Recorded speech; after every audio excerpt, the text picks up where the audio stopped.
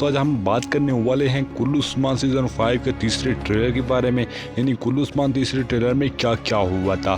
तो दोस्तों video start करने से पहले आपसे गुजारिश करूंगा, अगर आप हमारे चैनल पे न्यू हैं चैनल को सब्सक्राइब करें, लाइक करें और चैनल को शेयर लाजमी कीजिएगा। कुल्लू उस्मान सीजन 5 के तीसरे ट्रेलर के शुरू में हम देखते हैं कि उस्मान साहब कहते हैं कि मैं उस्मान साहब हूँ, मुझे पता है कि रियासत कौम का घर होता है, रियासत बनाने के लिए हिम्मत और कौम की हिफाजत करने के लिए कुदरत चाहिए।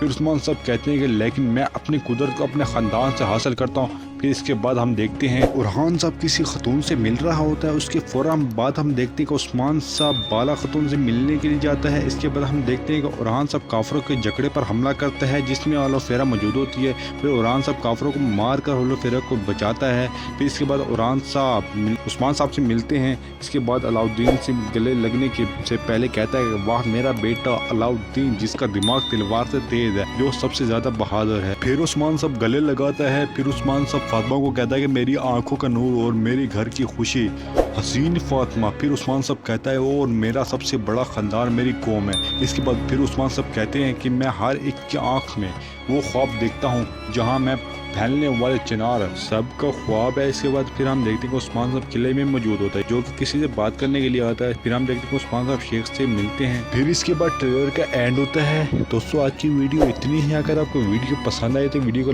लाइक करके जाइएगा और हमारे चैनल को सब्सक्राइब कर लीजिए।